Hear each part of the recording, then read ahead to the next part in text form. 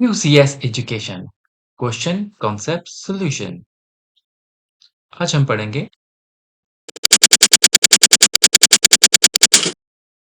Mathematics class 10th chapter 1।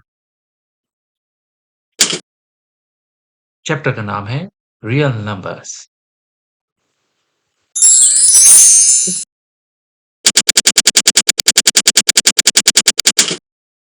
Fundamental theorem of arithmetic. Common factor that is HCF। Lowest common multiple LCM।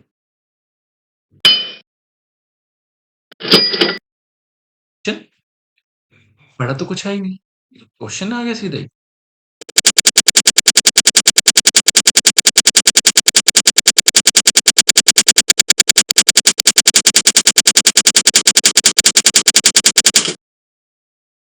Question है consider the number 4 is to power n where n is a natural number.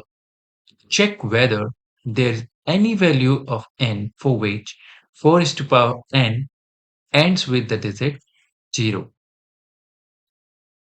पर question करेंगे कैसे? Concept तो हमने सीखा ही नहीं। तो आया कंसेप्ट उल्टा हुआ। Fundamental theorem of arithmetic. Fundamental theorem of arithmetic ये बोलते हैं every composite number can be expressed factorized as the product of primes।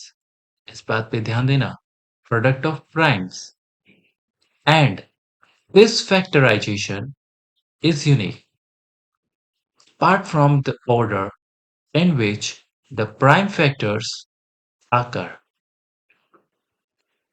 दोस्तों एग्जाम्पल के लिए हम एक नंबर ले लेते हैं दैट इज 6। तो 6 की फैक्टराइजेशन करेंगे, बचपन में सीखा था। 6 की फैक्टराइजेशन करना, इसको 2 से डिवाइड कीजिए, 3 आएगा। देन 3 से डिवाइड कीजिए, 1। तो 6 के जो सिंपल फैक्टर्स हो जाते हैं दैट इज 2 इंटू 3। यही तो बोली कौन? Fundamental theorem of arithmetic. Every composite number that is 6 can be expressed factorised, और ये factors as a product of primes, दोनों ही प्राइम है। And this factorisation is unique, यही बन सकती है और नहीं बन सकती। अपार्ट फ्रॉम द ऑर्डर, हाँ आप बोल सकते ये भी तो बन सकती थी ना, 3 इंटू 2।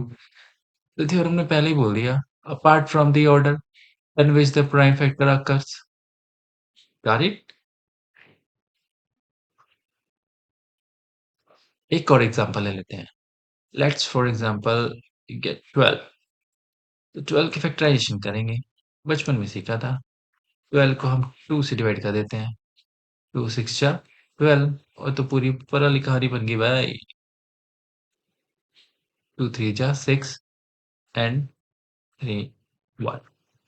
12 के फैक्टर्स आ गए हमारे पास, 2 इंटू 2 इंटू 3, 2 2 जा 4, 4 3 जा 6। Very simple. अब हम चलेंगे क्वेश्चन पे चलते हैं। हमने जब ये वीडियो शुरू की थी, हमने क्वेश्चन आपके सामने प्रस्तुत किया था, जो कि ये था consider the number 4 is to power n where n is a natural number. Check whether there is any value of n for which 4 is to power n ends with the digit 0। इस question को समझाने से पहले मैं आपको छोटा सा एक कंसेप्ट समझाना चाहूंगा जिससे क्वेश्चन समझ आए। क्वेश्चन बोलता है कि हम कोई नंबर सॉल्व करने वाले हैं 4 is to power n, जो एंड में जिसके एंड में 0 आए। ये एक्स एक्स एक्स को ही समझाने की कोशिश कर रहा हूँ क्या होता है दोस्तों। आपको एग्जांपल के लिए लेते हैं 20। 20 किसी नंबर को सॉल्व करने के बाद 20 आया होगा, जैसे कि ये नंबर था, तो 20 के एंड में 0 आता है। इसकी फैक्टराइजेशन करते हैं, हमें समझ आता है कि 2 इंटू 2 इंटू 5 ये इसके फैक्टर्स हैं। दोस्तों अगर कोई भी नंबर 0 से एंड होता है तो उसकी फैक्टराइजेशन में 2 एंड 5 होने बहुत ही ज़रूरी हैं। अदरवाइज़ वो नंबर जो है 0 से फिनिश नहीं होगा। प्राइम फैक्टर 2 एंड 5 दोनों ही ज़रूरी हैं, इस चीज़ का आपको ध्यान रखना पड़ेगा। अब हम क्वेश्चन पे वापस आते हैं दोस्तों। क्वेश्चन ने बोला कि 4 n को हम सॉल्व करेंगे तो वो 0 पे एंड होना चाहिए। दोस्तों 4 n को हम लिख सकते हैं 2 इंटू 2 n, ठीक है। इसको ऐसे भी लिखा जा सकता है 2 अब हमें इतना समझ आ गया कि इसके फैक्टर्स में 2 आ रहा है। 4 n के फैक्टर्स में 2 इंक्लूडेड है, बट 5 इंक्लूडेड नहीं है in factorization of 2 sorry, in factorization of 4 n,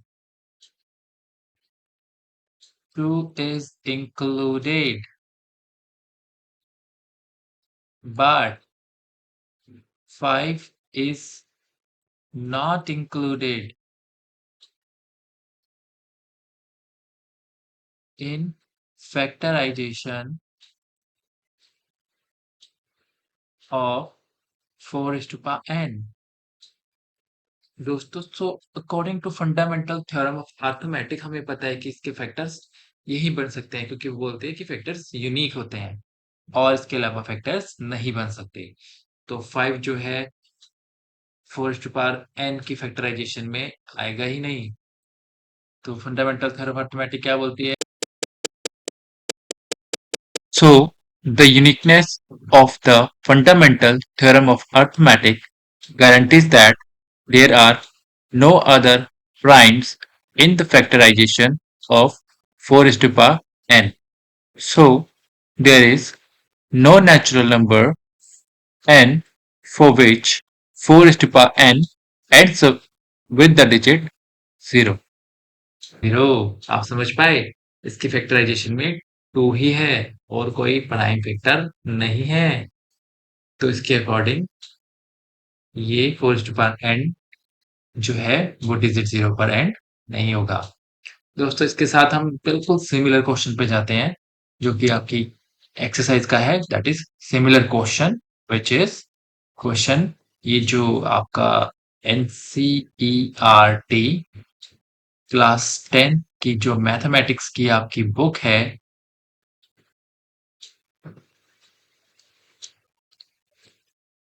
उसकी एक्सरसाइज 1 का क्वेश्चन नंबर 5 है।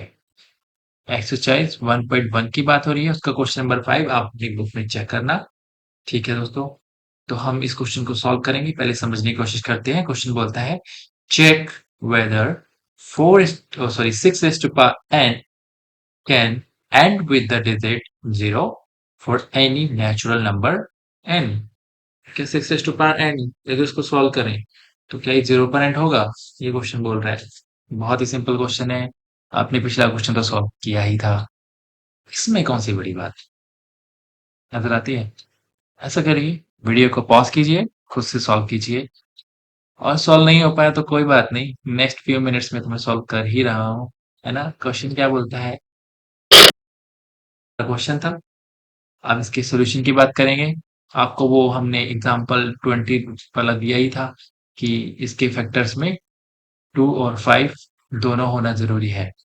तो अगर हम क्वेश्चन को सॉल्व करते हैं, 6 इज टू पावर n को सॉल्व करते हैं, हमें फाइंड होता है कि हम लिख सकते हैं इसको 2 into 3 raise to power n, और इसको ऐसे भी लिखा जा सकता है 2 raise to power n into 3 raise to power n। Possible है ना?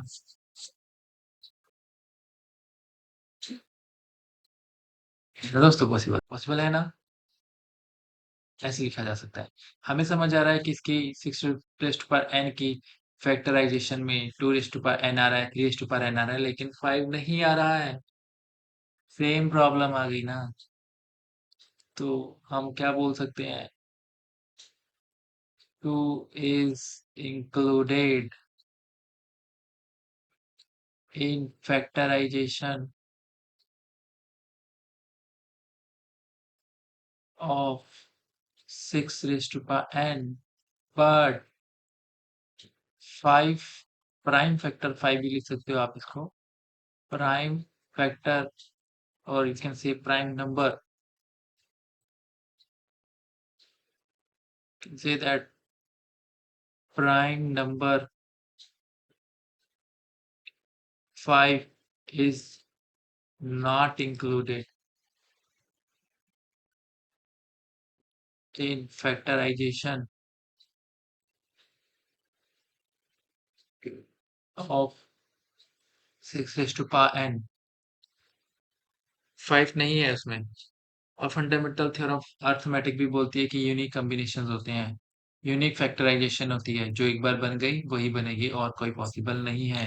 So, क्या बोलती the है? uniqueness of the fundamental theorem of arithmetic guarantees that there are no other primes in the factorization of 6 raised to power n. So, there is no natural number n for which to power n ends with the digit 0। दोस्तों इसके साथ ही हम conclude करते हैं। ये आपके 2 questions हमने solve किए हैं आपकी एनसीईआरटी की बुक के। आपकी एनसीईआरटी की बुक के हमने अभी सिर्फ 2 क्वेश्चन कंसेप्ट क्लियर किए हैं, लेकिन हमारा पेंडिंग है एलसीएम एंड एचसीएफ का कंसेप्ट। ये हमने नेक्स्ट वीडियो में सॉल्व करना है। दोस्तों उम्मीद है आपको ये वीडियो हमारी पसंद आई। पसंद आई तो कमेंट सेक्शन में लिख देना पसंद आई, नहीं पसंद आए तो भी लिख देना नहीं पसंद आई। कोई बात नहीं, हम और इम्प्रूव करने की कोशिश करेंगे।